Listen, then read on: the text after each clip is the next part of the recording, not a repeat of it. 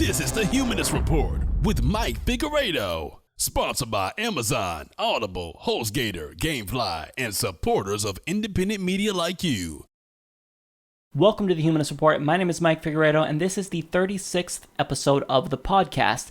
Today's episode is sponsored by our latest member on humanistreport.com. I have user Gold Wolf, who is a new VIP member, and also I got in 2 contributions. One of them came from Ken and another from John B. Thank you guys so much for supporting the show. I really appreciate it. So on today's episode, I will be talking about Bernie Sanders and how he was hit with multiple ethics complaints from Clinton surrogate David Brock. Also, former Congressman Barney Frank slammed Bernie Sanders and implied that his supporters are dumb. I'm not kidding. So I'm going to talk about that. Also, Mississippi passed a new draconian anti-LGBT law that codifies discrimination into law. Also, I will discuss the possibility of a Hillary Clinton indictment and what that would mean for Bernie Sanders. So all of this and more on today's episode. Hope you guys enjoy the program. David Brock is a Clinton surrogate who presides over multiple pro-Clinton super PACs. Now, this is an individual who has relentlessly slandered Bernie Sanders at every turn. He even went so far as to say that Bernie Sanders doesn't care about African-American voters because he doesn't have enough African-American people in one of his ads. Now, this is ridiculous. That's just one example, but David Brock has stooped to a new low. So, according to MSNBC, he has officially filed 3 ethics complaints against Bernie Sanders with the Federal Election Commission. So the first complaint contends that Sanders' campaign accepted more money from individual donors than what is allowed under federal law. So what this means is that everyone can only donate $2,700 to candidates and no more than that. If you go more than that, if you donate $2,701, then you break federal laws. So what David Brock is claiming is that Bernie Sanders has donors who have surpassed this limit. Now, the second complaint alleges that a campaign ad that the Sanders campaign ran on Facebook actually violated disclosure laws. So every single ad that you run, if you're a political candidate, must disclose who it's paid for by. So if you have an ad for Bernie Sanders, on the bottom or somewhere on the ad, you want to state this is paid for by Sanders 2016 or Hillary Victory Fund, whatever the case may be. And so Brock is alleging that Bernie Sanders ran an ad on Facebook and didn't disclose properly, thus violating federal laws. Now, getting to the final and most ironic complaint, David Brock alleges that a pro-Sanders super PAC has improperly used Sanders' name and also alleges illegal coordination. Now, the most hilarious part about this is that Sanders doesn't even have a super PAC. But I'm going to get to each of these and tell you why these are all ridiculous, frivolous claims. Now, here's the thing. When it comes to whether or not these claims have validity, well, David Brock thus far has not presented evidence that this is the case. But I'm going to be extra fair to David Brock here, and I'm actually going to play a hypothetical game. So let's just accept for a minute that all of these claims are true, that Sanders has taken more money than he should from contributors, that he violated federal disclosure laws, and that he has a super PAC that he is illegally coordinating with. Let's go ahead and suppose all of these are true. Even if that's the case, that all of these claims are true, guess what? Bernie Sanders is still not worse than Hillary Clinton. So when it comes to the possibility that people may be donating more than the $2,700 limit to Bernie Sanders, well, if this is the case and it's actually occurring, then it's probably not happening too often, seeing that his average contribution is $27. We all know it. We've all heard it. But here's the thing that makes this just ridiculous. Hillary Clinton takes much more than $2,700 all the time. In fact, millionaires and billionaires have donated millions at one time to her campaign. So why is it that Hillary Clinton gets to get away with this? Well, it's because she has a super PAC. This is why it's so ridiculous. If you are not transparent about it, if you have a super PAC and you anonymously funnel those campaign funds through it, well, then David Brock doesn't have a problem with that. But if, for whatever reason, you just accidentally go over the legal limit and you're transparent about it, we're going to have a problem, and David Brock is going to complain about you. It's only okay to go over the $2,700 limit if you do it in secrecy. So that way, you don't have to disclose who your donors are if you're a super PAC. So these individuals who are millionaires and billionaires, they'll donate to Hillary Clinton's super PACs, and they'll funnel that into ads and whatnot. And it's a donation larger than $2,700. But yet Sanders is the one who is in the wrong here? Now, getting to the ad here, first and foremost, I want to state that David Brock needs to present this ad. I would like to see it. Post it on social media, blast it everywhere. If Bernie Sanders really violated disclosure laws, wouldn't you screen cap that and save it? Put it forward. And furthermore, even if you can present this ad, you can't prove that it was run by the Bernie Sanders campaign unless they confirm it. And I don't think that Bernie Sanders would not abide by disclosure laws. It doesn't even make sense.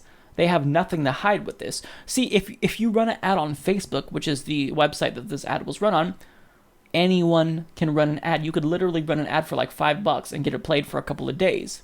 So any schmuck could have run an ad for Bernie Sanders. So it doesn't necessarily mean that Bernie Sanders' campaign is guilty. If I wanted to take out a pro-Bernie Sanders ad, I could do it immediately. Come on. Now, when it comes to the last allegation, it's the most ridiculous one because Bernie Sanders does not have a super PAC, regardless of how much the Hillary Clinton campaign would like to pretend and like to assert that Bernie Sanders has a super PAC. That's complete bullshit. He does not have a super PAC. But again, let's play the hypothetical game. Let's pretend that Bernie Sanders does not only have a super PAC, but that he's actually illegally coordinating with it. Guess who else is coordinating with their super PAC? David Brock and Hillary Clinton. Because do you think it's just a coincidence that David Brock and other pro-Hillary Clinton super PACs just so happen to use the exact campaign words and exact talking points that the Hillary Clinton campaign uses? I don't think so. And seeing that the FEC is currently deadlocked and all these candidates, Republicans and Democrats alike with super PACs, know that there's not a damn thing that they can do about it if they do actually violate FEC rules, you honestly think that they don't have an incentive to coordinate? Of course Hillary Clinton is coordinating with David Brock. Of course it's the case. So, one, Bernie Sanders doesn't have a super PAC, and if he did, he certainly wouldn't be coordinating with it. But I don't think that you're in the position to be calling him out for this. Of all people. Not you, David Brock. This is embarrassing. Now, I want to get to Jeff Weaver's response. So he states, just one day after the Clinton campaign said we needed to change our tone, the leaders of their coordinated super PAC, which is funded by millions from Wall Street, filed baseless claims and frivolous complaints with the FEC. Tells you all you need to know. So all of these complaints were filed by the American Democracy Legal Fund. And MSNBC explains, Brock founded the ADLF in 2014 to essentially weaponize the political ethics process against opponents, but it's always been used against Republicans. This is the first time the ADLF has filed a complaint against a Democrat. The group's co-founder is Brad Woodhouse, who is also president of the super PAC Correct the Record, which coordinates directly with the Clinton campaign through a novel legal arrangement. And again, this is the mainstream media, MSNBC, stating, no, they directly coordinate with the Clinton campaign. And these guys have the gall to go and file ethics complaints against Bernie Sanders? Unbelievable. Now, we should actually be happy in a really weird, twisted way, because this attack is proof that the establishment is once again afraid of Bernie Sanders. See, you heard crickets from the Hillary Clinton campaign and David Brock's campaign when Bernie Sanders wasn't doing too well, particularly after March 15th when Hillary Clinton had a blowout and won 5 states in a row. Well, now all of a sudden that Bernie Sanders has won a bunch of landslides, big landslides above 70%, well, all of a sudden they have to turn around and reverse course. See, they can't just focus with tunnel vision on the general now and attack Trump. Now they have to turn around and start attacking Bernie Sanders again because they're scared and they want to make sure that Bernie Sanders doesn't get any more momentum than he already has. He's already breaking fundraising records each month, and furthermore, he's winning these landslides in diverse states. Now, the reason why they're trying so hard to hammer home this message that Bernie Sanders is unethical is because what's the number one complaint with Hillary Clinton? That she's untrustworthy, that she's unethical, that she's even corrupt. And in fact, how transparent this is apparent when you think about how David Brock just a couple weeks ago penned an open letter to Bernie Sanders saying that he needs to stop attacking Hillary Clinton and stop implying that she's untrustworthy or that she's corrupt or that somehow the campaign contributions that she took from Wall Street and big business would influence her, which they will. But don't do that, Bernie. Please don't imply that. Please don't imply that my perfect candidate is corrupt. See, Bernie Sanders isn't even fueling these claims of corruption and untrustworthiness.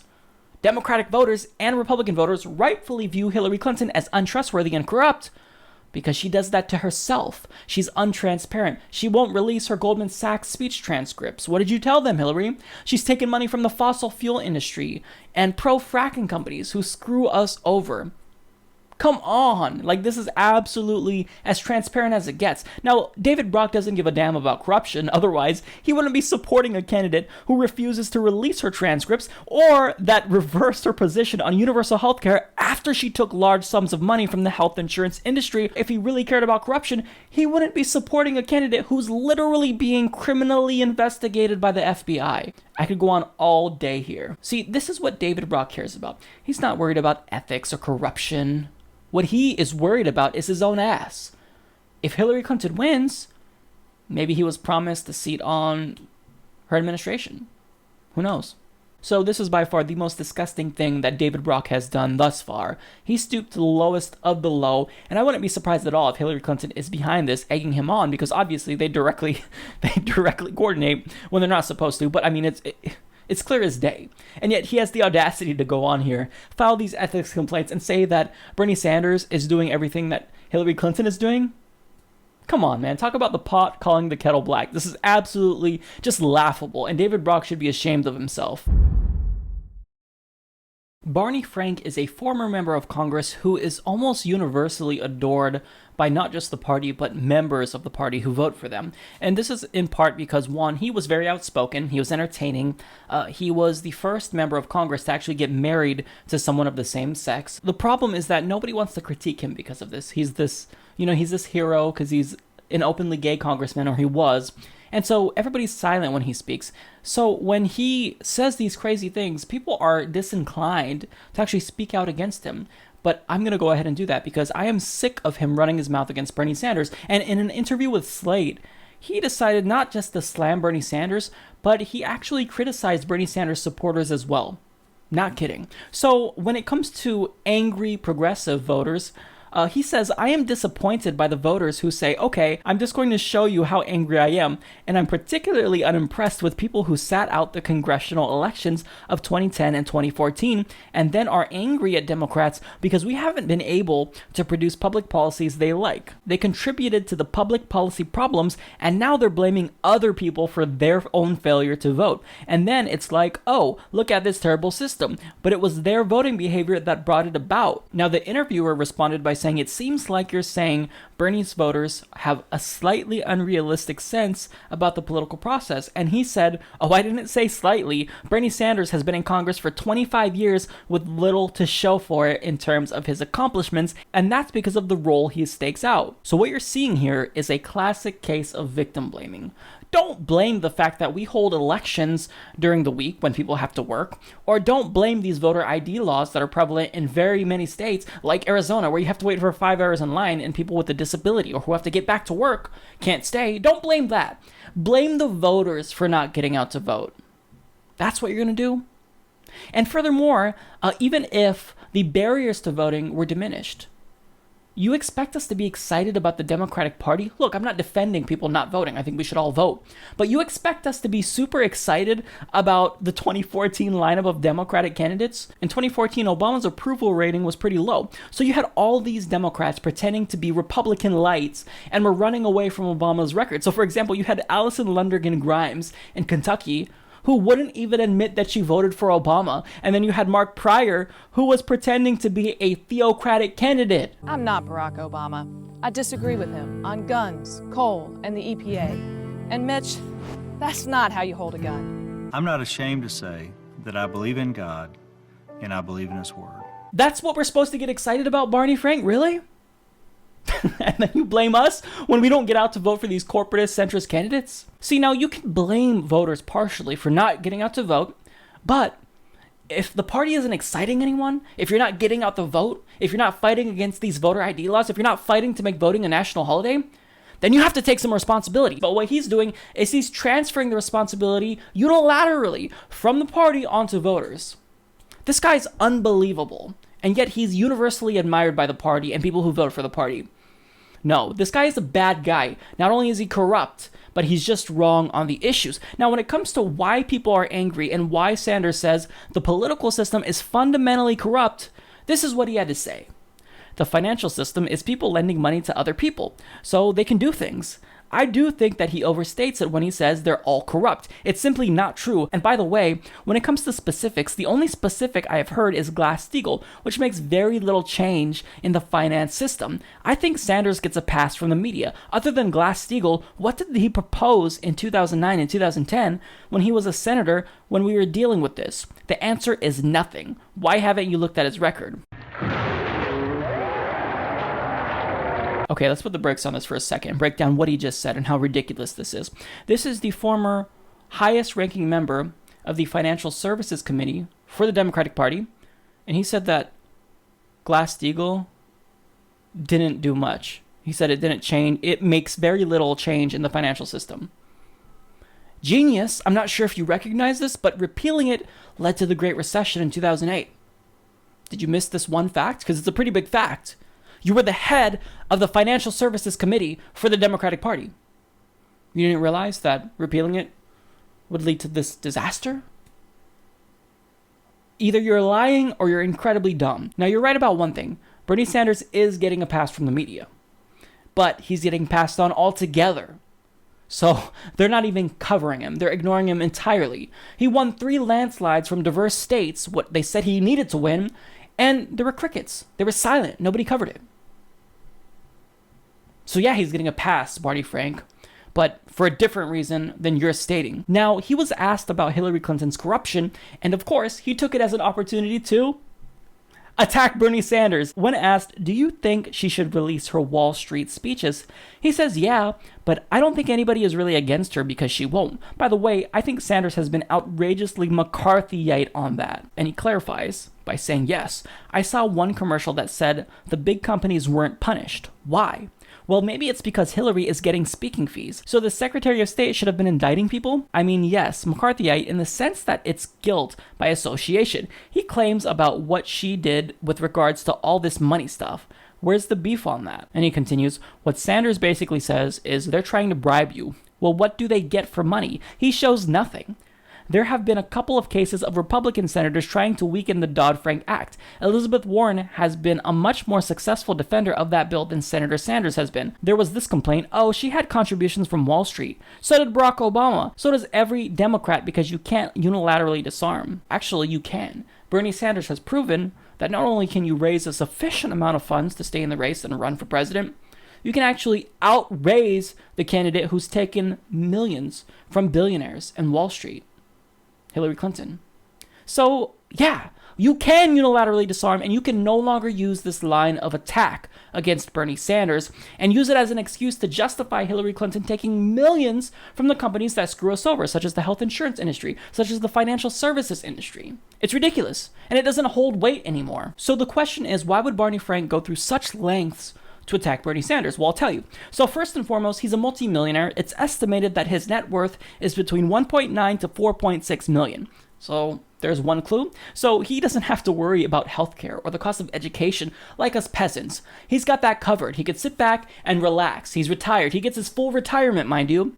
Whereas the American workers, they transferred from pensions to 401k systems that ripped them off entirely. Barney Frank doesn't have to worry about that. He's not no peasant like us. So he doesn't have to worry about anything that we worry about. Now, second of all, birds of a feather flock together. So he had the same donors as Hillary Clinton.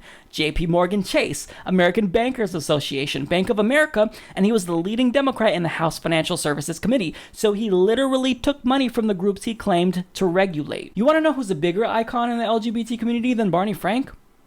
His name is Bernie Sanders. See, when Bernie Sanders was on the floor in the 1990s, condemning homophobia of his peers, guess what Barney Frank was doing?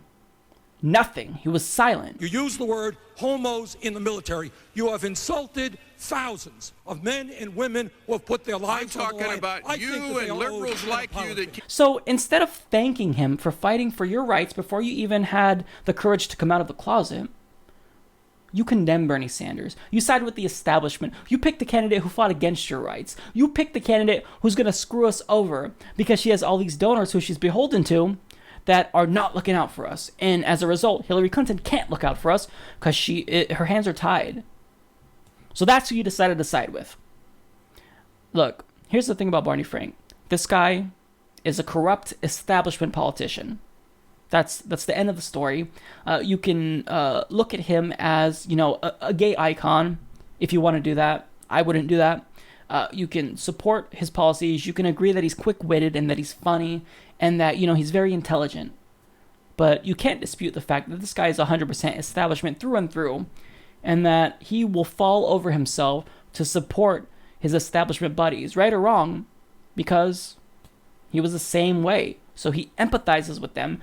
He's a millionaire. He's an oligarch. He doesn't understand the struggle of ordinary citizens and how a $12 minimum wage is not sufficient. How that $3 difference is make or break. How even if we have health insurance, we're underinsured and we can't use it because we have to pay these high multi-$1,000 deductibles. Barney Frank doesn't understand that. So this guy is not a Democratic hero. So with the increasing likelihood that the FBI will recommend an indictment of Hillary Clinton, many Bernie Sanders supporters have wondered about the implications of this and what this will mean for Bernie Sanders. Is it the case that if Hillary Clinton is indicted, will that mean Bernie Sanders will just become the new presumptive nominee? Well, this is hard to say. So first and foremost, the FBI can't actually indict Clinton. They can only recommend an indictment. So from that point, once they recommend it, if they do, which they probably will, then it's up to the Justice Department, particularly Obama and Loretta Lynch, to pursue charges against Hillary Clinton. So a couple things can happen in this scenario. Attorney General Loretta Lynch can choose not to pursue charges. And President Obama can even pardon Hillary Clinton. So nothing could come out of this. But if it's the case that the FBI recommends an indictment and the administration succumbs to public pressure, which is a possibility, well then what would this mean? You can't be the party's nominee if you're being indicted. That's just, it's not going to happen. I don't think the Democratic Party would want to allow it, but at the same time, they've gone completely crazy and they probably would try to push it through anyway. But in this scenario, it's very unlikely that Hillary Clinton would be indicted and not drop out. But here's the thing.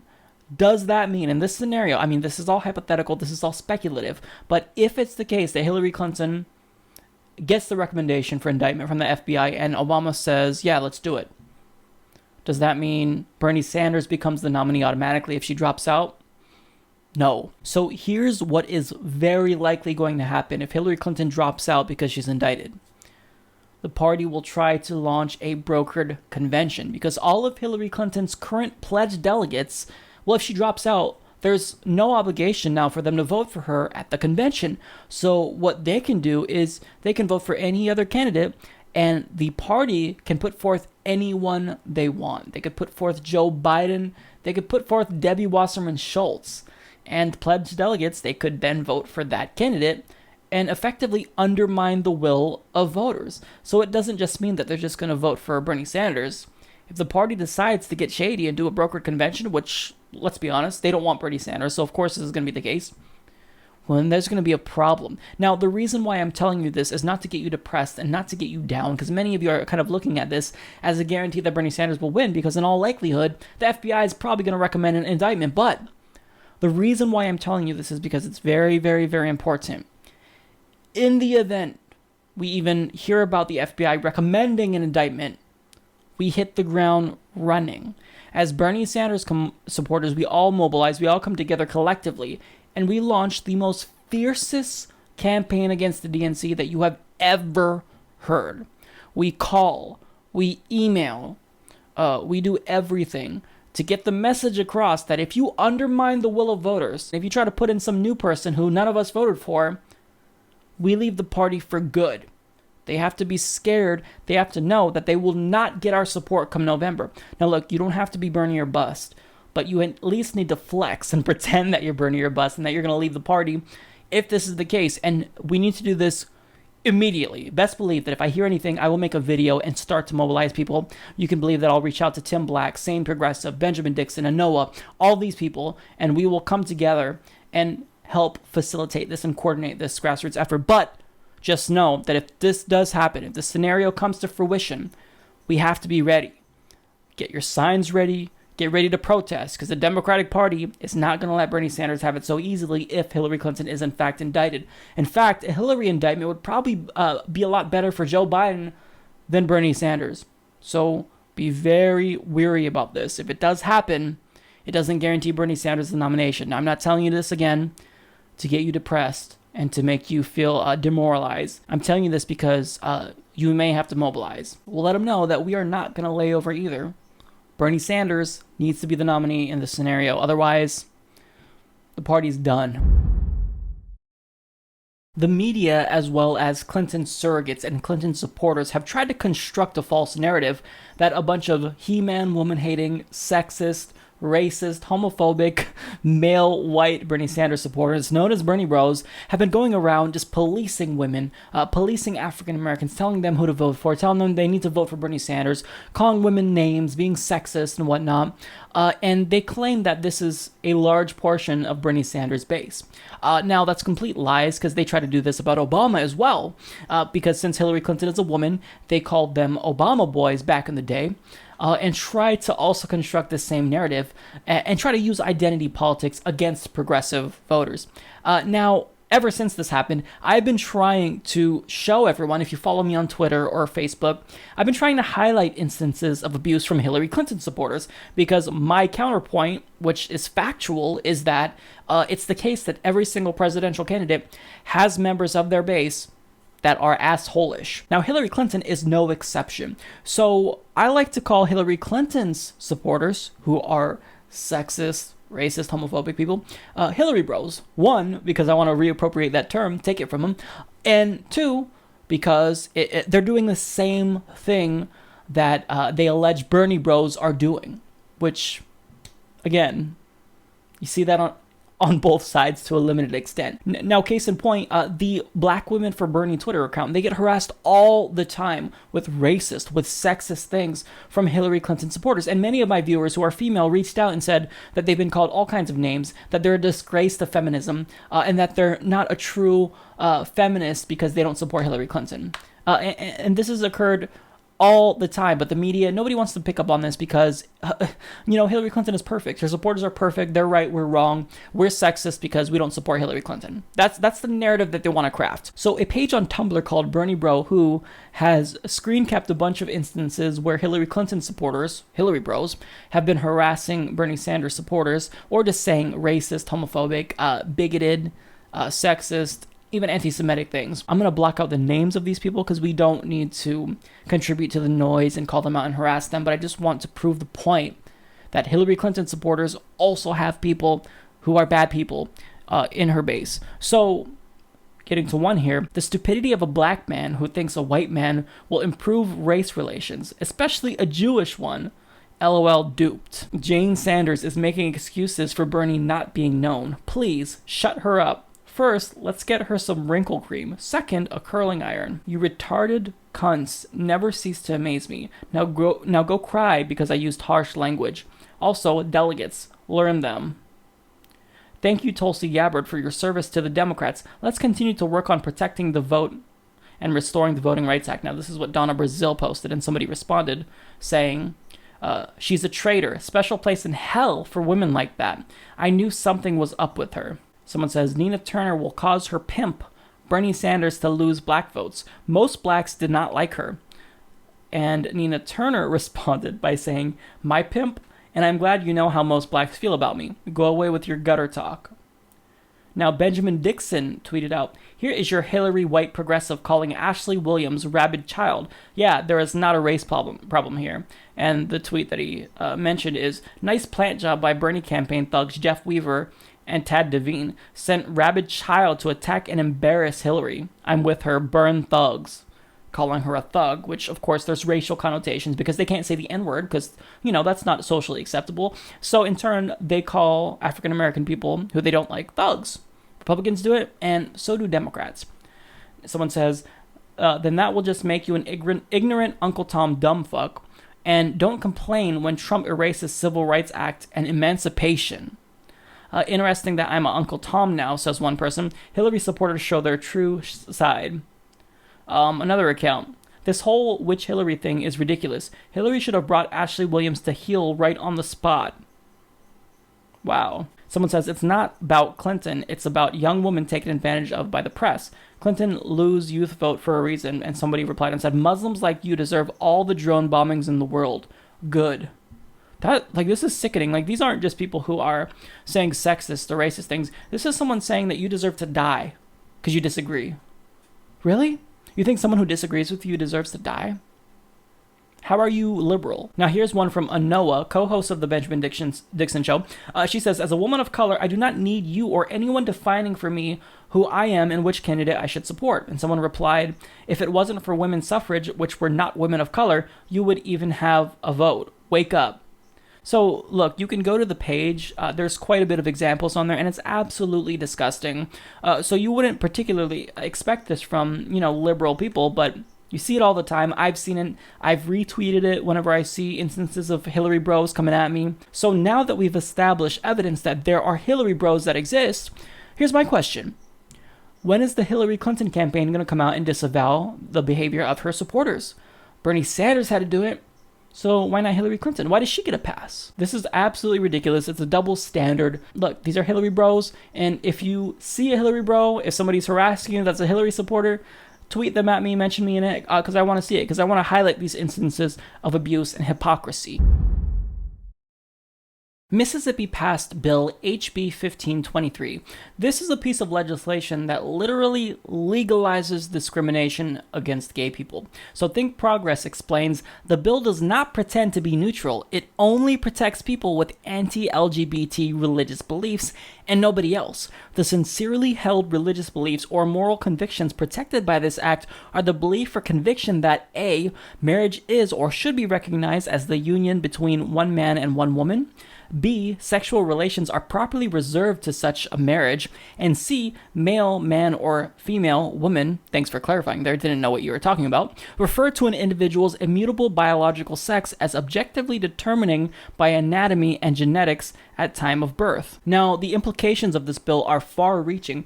So if, for whatever reason, businesses like Hobby Lobby or Chick-fil-A, for example, feel as though their, quote, religious beliefs are being violated, well, then they can refuse to hire someone for it. They can fire someone for it. I mean, when it comes to, if you're a landlord, you can refuse to rent to someone or kick someone out because of it. And when it comes to marriage, so if you're a business, anything that is construed as, taking part of a marriage between a same-sex couple. So when it comes to photography, wedding planning, dressmaking, cake or pastry services, venue rentals, limousine and car rental services, jewelry sales, you can say no. It's 2016, and you'd think that people would have moved on by now, but nope. People want to drag us back into the Stone Age. Now, additionally, any person can establish sex-specific standards or policies concerning employee or student dress or grooming and can manage the access of restrooms and other sex-segregated facilities. Any state employee can openly express their beliefs without consequence, and any state employee can choose not to authorize or license legal marriages by recusing themselves from those duties. Now, this bill was approved by the Mississippi House 80-39, so it passed overwhelmingly, and it passed Mississippi Senate by 31-17, so again, passed easily there too. Now, it's not actually signed into law yet, so it's going to return to the House for concurrence with an amendment, but it seems as though this thing's going to pass. It's going to become codified into law. Now, of course, this is immoral. I don't have to get into the reasons. We're all progressives. We know that they're discriminating against human beings. This is sickening, but this also violates the Constitution, the federal Constitution, that is, and therefore this piece of legislation will be overturned inevitably. The Commerce Clause is the constitutional basis for the Civil Rights Act as well. So the federal government cannot regulate intrastate commerce, but they can regulate interstate commerce. That is commerce that flows across state borders. So when it comes to cash flow and businesses and whatnot, if something that a state does impacts or hinders interstate commerce, well, then the federal government can step in and get involved. So the reason why this is the case is because if you're someone who lives in New York and you decide you want to go to Mississippi and stay in a hotel, well, you have to worry about discrimination. So what this might do is dissuade you from traveling to the state altogether. They'll lose money. Businesses will lose money. Businesses will shut down because of this potentially. And the government has an interest in stopping that from happening. But with this law, you facilitate the collapse of business. You facilitate a decline in Mississippi's economy, because who the hell is going to want to travel to Mississippi? I mean, I don't know who would want to travel there anyway to begin with, but this makes it even that much more unlikely that someone would want to visit Mississippi, even if they're not LGBT, even if you're just a straight ally and you don't want to support them and give your money to this homophobic state. So this is not going to stand. Mississippi can go ahead and pass it now, but guess what's going to happen? Time will catch up with your ass, and it will be struck down either by the Supreme Court or a district court or something. Something's going to happen. Something's got to give. So feel free to pass this now. Do what you want. You're only going to make yourself a joke, and it's going to be for nothing because this is going to be struck down. So Mississippi, anyone who voted for this is a complete buffoon. So recently, you heard from one of my viewers who explained why he thinks the two-party system doesn't work. He sent me a voicemail saying why he is Bernie or bust. When do we get out of the cycle? When do we start asking why we don't trust these people? Why they're beholden to the corporations, but we're supposed to trust that they have our back at the end of the day? Because I know I can't do anything to them. I know I did not give her millions of dollars. I know I didn't do that. Now, I have a new voicemail from a viewer who heard that and wanted to respond with the opposite point of view on why he's not Bernie or bust. So let's go ahead and listen to that. Hi, Mike. This is Will from Atlanta, Georgia. I was just watching your video on the viewer who explains why he's Bernie or bust. And I agree that the two-party system does not work. But at the same time, we can't expect change overnight. I'm a huge Bernie supporter. And I've been wrestling with the fact that I may have to vote Hillary Clinton during the elections, and it hurts me. But we've made some progress with Obama, with our progressive agenda, and I don't want to see that undone. Now, I think it's up to the people to continue this movement that Bernie has started, so that I'm assuming within 8 years, once Hillary's time is up, we do have a strong candidate, a better message, and just a stronger coalition to rally behind so that the establishment can't ignore us. I mean, we will win that nomination. So I understand. I totally agree with what this guy was saying on his voicemail. I totally agree with you, but I just think it's too dangerous to have someone like Trump in office right now. And we need to rally behind someone who will at least do something, a little bit. Thanks for the message, Will. So I think that you make a lot of fair points. Honestly, what I think this is all going to come down to is a personal decision at every single level. So for me, I can say that I'm Bernie or bust, but I live in a deep blue state, so I never have to worry about my state flipping and becoming Republican. So my vote for Jill Stein or my write-in vote for Bernie Sanders isn't actually going to jeopardize the actual prospects of Trump getting in. But I would prefer not to have Trump or Ted Cruz under any circumstances. Of course, Hillary Clinton would be better. But for me personally, I just can't cast a vote for her. Here's what I say. I say let's win. Let's not make it so that we have to make this difficult decision. I don't want anyone having to choose between a lesser of two evils ever again.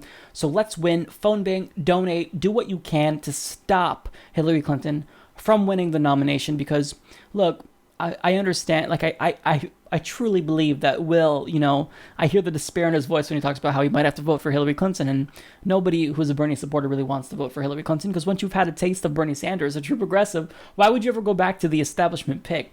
So look, just for me personally, I think more and more I've leaned mostly towards Bernie or bust. At this point, it's inconceivable that I would vote for Hillary, but I mean, you've got to make your own decision. I mean, if you're in a swing state, this story is completely different, but I'm in a deep blue state, so I really have no reason to vote for Hillary Clinton. But again, it comes down to the individual. So I'm curious to know your guys' thoughts.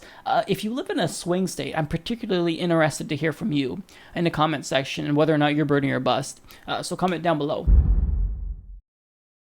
That's all I got for you guys. I will see you next week. I hope you enjoyed the episode. I want to thank everyone for tuning in so loyally each week, and I also want to welcome all of the newest subscribers I have to the channel. We are about to pass 30,000 subscribers, so we are moving along very fast, and this is still mind-blowing to me. It's a little bit scary and intimidating just because I've never had that many people listen and want to hear what I have to say before, but you guys are tuning in droves, and this makes me feel so honored. So I really, it means the world. Thank you guys so much. See you guys next week. You are watching the second part of a discussion that I had with Tim Black on his channel. I'll put a link in the description box as well as an annotation on the screen so you can check out that discussion. Head on over there and subscribe. This is one of the best YouTubers right now and he is doing really big things. So Tim, I'm happy to pick up the conversation on my channel, man. No, man, look, man, thank you so much for lying to all of your audience members about me. I appreciate it.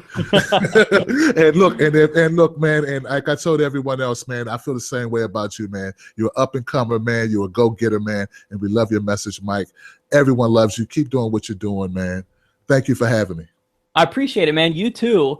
Now, starting this conversation, I'm going to start with some good news. So as of today, I don't know if you heard, you probably did because you follow news a lot. There's a new Bloomberg poll that was released that shows that Bernie Sanders took the national lead, 49-48 over Hillary Clinton. Dude, crazy dude, that's what's up. That's what's up, man. Someone called into my show, Mike, and told me, man. And I'm like, yes. We knew it was going to happen. It was just like you said earlier on part A, it was just a matter of time, Mike. I literally, like, when I saw that, I jumped up, was like, yes! Like, I was so excited because all these media pundits, they're over here calling Bernie Sanders to drop out, and he already responded. He said it's absurd. He's not going to do it. But everyone, Hillary Clinton, her supporters, the media, they all want him to drop out. And then you see this new poll. It's like a big middle finger to all of them. And, oh, my God, it came at a perfect time. Love it, especially after Arizona and whatnot. But man, this is what we needed to re-energize our campaign and the political revolution, and I am stoked about that. We're still raising money, and we're still pushing the dialogue, and now we pass them in the polls. That's only going to help more. It's like you say, stimulate the base, get people excited, man, and people are ready. I know people are just waiting to vote in California, waiting to vote in New York, and I'm waiting in Maryland to vote, man. We can't wait, so that's what it is. Oh, I'm in Oregon, and we're going to blow it out of the park. Like, we have mail-in ballots. Our turnout is going to be high. We have automatic registration. Best believe that Bernie's going to win in a landslide in Oregon. Hear me now, quote me later. It's going to happen, guys. And if not, then I'm going to move out of Oregon. But no, it's going to happen. Not going to say that. But here's what I want to talk to you about. So I have a question about demographics. So me and you are both in two different demographics that don't seem to support Bernie Sanders. So when it comes to the African-American community, Hillary Clinton is winning that hands down. We can't lie about that. Even though Bernie Sanders has made progress, it's still the case that he has a lot of work to do. Now, for me, we don't have polls on this, but for the LGBT community, anyone who I talk to likes Bernie Sanders. But if they're a member of the LGBT community, it seems as though they like Hillary Clinton more. And my theory is that it's just because they don't know about his record on the issues. So I wanted to get your take on that. Like, do you think it's the same? I mean, these are two very different communities, but why do you think it's the case that Bernie Sanders that Hillary Clinton is doing so well among these two groups? I think it's all perception, man. And the fact that the Clintons have been around so long, like we say with name recognition, I think a lot of African Americans, for some reason, they have a false perception. They remember the 90s or they heard talk of the 90s. That's why it's so resonant with older Black folks. They just remember them. And frankly, a lot of Black folks are kind of wary of white folks when it comes to politics. I mean, the 1960s are not that long ago. And we remember at times we're trying to get our rights, civil rights marches. We remember we've known about police brutality for decades. It's been going on for hundreds of years in the United States. It's just now becoming like a thing we talk about. So there's a lot of skepticism in the Black community towards politicians in general, in fact, in the country, but even more so in the Black community. In fact, I've faced like my own level of criticism just for being involved in it. They're like, Tim, you don't need to be worried about this. And that's not because it's Bernie Sanders or Hillary. It's just politics in general. So just speaking based on what I've from my community, based on and I'm not, once again, let me say, man, I don't speak for all Black people, but I'll say the name means a lot. Some people feel a little guilty as well because they chose Barack and they felt bad for Hillary when she cried in Iowa and a whole other bunch of other stuff that shouldn't matter. And look, also, they're not aware of the issues. Like they didn't know about super predators. And by the time they knew about super predators, they had already voted for her.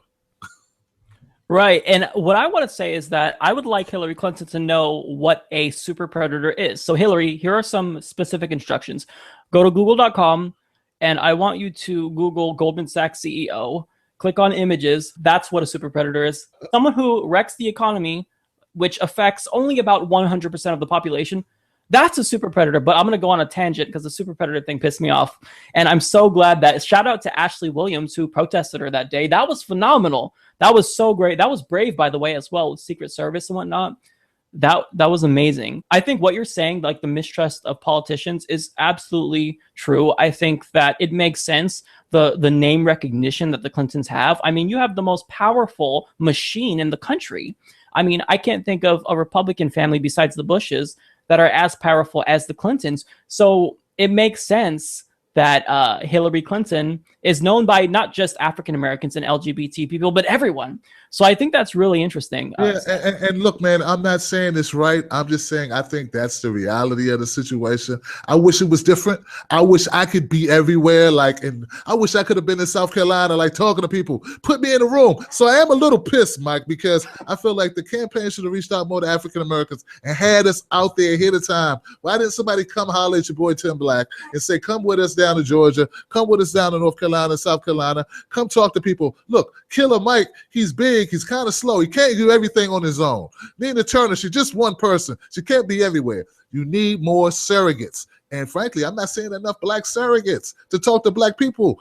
I think that's important. I think if you want, I don't know about the LGBT community, but I think you would want some LGBT people talking to LGBT people, I guess. Right. No, and I don't think that the campaign has made a big enough effort to actually highlight his record. I mean, if you're Bernie Sanders, you go and you gloat about the fact that you were the first mayor in Burlington, Vermont, to put in anti-discrimination legislation that included protection for LGBT people. He almost got his career destroyed. Like, I say this all the time on my podcast. Like, city council went after him with pitchforks. They did not want this. So if you're Bernie Sanders, you gloat about that. You gloat about the fact that you came out in favor of marriage equality way before Hillary Clinton. She was one of the last people in the Democratic Party, who is a big name, to come around to marriage equality. It's absolutely frustrating. So I want Bernie Sanders to go harder on this point, because Hillary Clinton is pretending to be the biggest ally in the world. We all know that's not the case. And the problem is that people just don't know about Bernie Sanders' past activism. But I will say this, man, part of the problem, and I don't know if this exists in your community, but I'll say this. We got some sellouts, pastors, we got some Congress people who have the ear of certain black people in these communities who have been eating at the trough of the Clintons for so many years that they're willing to say anything to keep the money train going. Like, that money train got to keep running. So that's part of the problem when you got people like John Lewis, who I respect or used to respect, running out, lying about Bernie Sanders, lying about his record, planting seeds of doubt that he had civil rights, true credibility. That hurt Bernie Sanders, frankly. They said, well, this guy's a liar. He's lying about his civil rights. And we know what's true now, and they can walk it back. But once you put out a lie, and then you retract it, the fix never quite settles or permeates to the extent that the lie did. So that was part of why I think Bernie Sanders didn't do so good in the South. Absolutely. And the point about sellouts, that's so true with the LGBT community as well. So the largest pro-LGBT organization, the Human Rights Campaign, so they endorsed Hillary Clinton over Bernie Sanders because their board voted. And when you look at the president of the HRC, he used to work for Bill Clinton. So I'm guessing that maybe he wants to get a job on Hillary Clinton's campaign as well. But yeah, there's people who will put the campaign and their own personal self-interest above their entire community. And it's something that is so frustrating to me, because if you genuinely like Hillary Clinton, then endorse her. I don't have a problem with you just preferring Hillary Clinton, but in actuality, we know that's not the case. We know that there's these backroom deals that are incredibly frustrating, and it's just so disheartening. But one thing that I wanted to get your opinion about is young voters, since we're kind of on the topic of demographics. So Hillary Clinton, she just cannot fathom why young people would not want to vote for her. And you see no effort to reach out to young voters other than pandering. I don't know if you saw the video on Snapchat of her. It was so cringy. She had her little chillery. It was like a thing that you put over your drink. And she's like, I'm just chilling. And it said Hillary Clinton. I'm just chilling in Cedar Rapids. The cringe, like I got a physical reaction to that. It was like so cringy, my body tensed up. But here's one of the reasons why I think that young people don't want to vote for Hillary Clinton. she, as well as the Democratic Party, they haven't gotten on board with issues that disproportionately impact young people or that they really care about. So one thing is climate change. She's taking money from the fossil fuel industry and from pro-fracking companies. This is our future. Another thing is marijuana legalization. Now a majority of the country are in favor of legalizing marijuana, and she is not taking a strong stance on it. Well, I want to wait and see how, Oregon and Colorado does. It's doing fantastic here, and we've raised revenues for schools, and actual user rates have gone down when it comes to youth. So the reason why, Hillary Clinton, we don't support you is because you're not tapping into what we want. We don't want a $12 minimum wage. We want a $15 minimum wage. We want a warrior who's going to stand up and fight for us. And that's not happening with Hillary Clinton. Yeah, if you leave it to Hillary Clinton, man, if you had people like Hillary, these pragmatists, we would still be sitting on the back of the bus, black folks. We would be giving us excuses why we shouldn't be able to vote. We'd still be discriminated against in all corridors of the government, even to a more of extent than we are now, because it's people like Hillary who say, well, we can't do that. We need to set our sights a little lower. How about, we'll make you an indentured servant instead of a slave. I mean, that's the type of little baby steps she wants to take. And that's not exciting for young people or older people, actually. I know we're in different age groups, but as a 40-year-old guy, man, I'm not excited by that crap. I don't got all day. I don't have 10 years to wait for Hillary to come around or to flip-flop and want to get the record straight, So right. I'm pissed about that. But another thing, man, the death penalty, that's huge for me because I'm heavy off into civil rights. I'm heavy off into police brutality and doing something about mass incarceration in our prison systems. And I know for a fact, Hillary knows we hand out the death penalty disproportionately to poor people and even more so to poor black people. And she's still for it. I don't think she can call herself a progressive. And I'm pissed that she does that and people don't call her out. Yeah, exactly. I don't understand how people who vote for Hillary Clinton aren't outraged at this fact. Of course, there are some people who, in theory, are crazy. You know what I mean? Like serial killers. Of course, that's the case. But the problem is that in practice, that's not the way that it works. People are framed. Thank God for the Innocence Project, because without it, there'd be so many people who are innocent, disproportionately African-American men, who would get killed when they didn't do anything wrong. So because we can't get it right, even if it's just, if we get one case wrong out of 1 million, it's wrong. It's wrong. We have to end it. And the fact that Hillary Clinton is claiming to be a progressive, but she won't support a repeal of the death penalty, it blows my mind. That's cruel and unusual punishment. It's against the Constitution. If that's not cruel and unusual punishment, then nothing is. We can do anything we want. Exactly, man. I like I tell everyone, man, it's not that she's a woman. That's fine. I love women. My mom's a woman. That's great. But you got to be the right woman running for the right job. And I don't think the job as president is the job I'd vote for.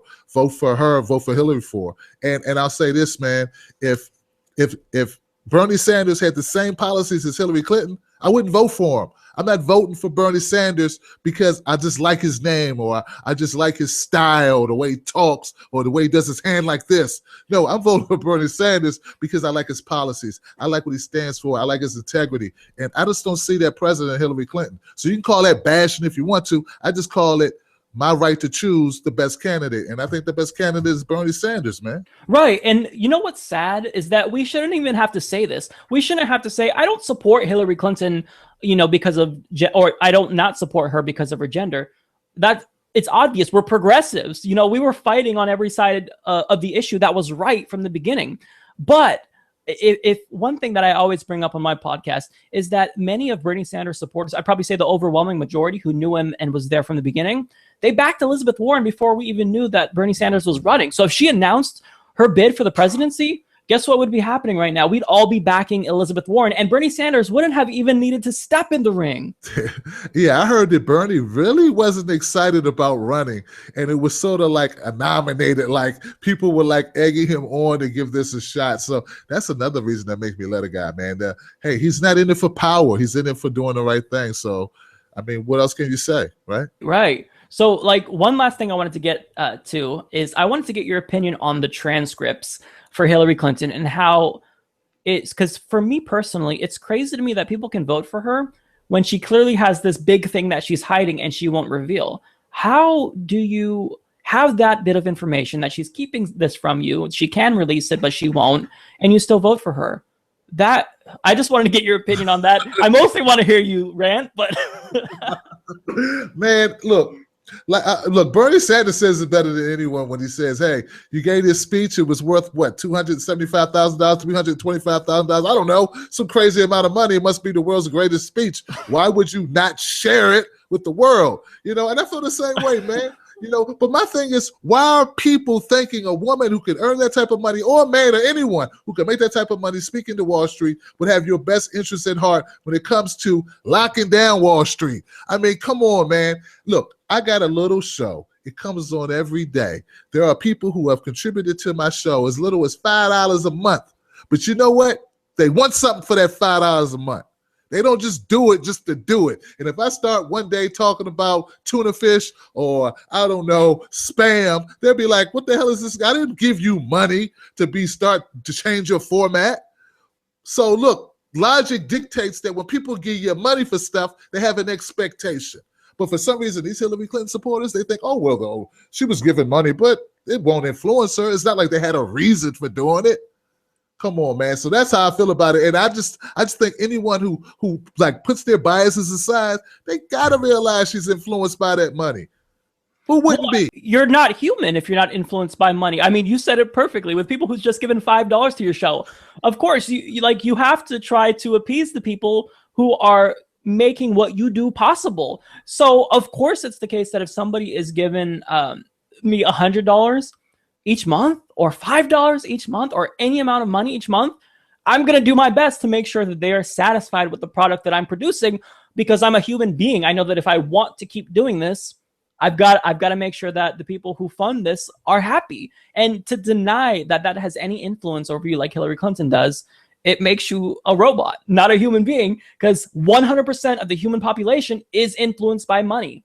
Sorry, Hillary, but that's a fact. Right. So either she's lying to us or she's lying to the people whose money she's taking. Either way, still a liar.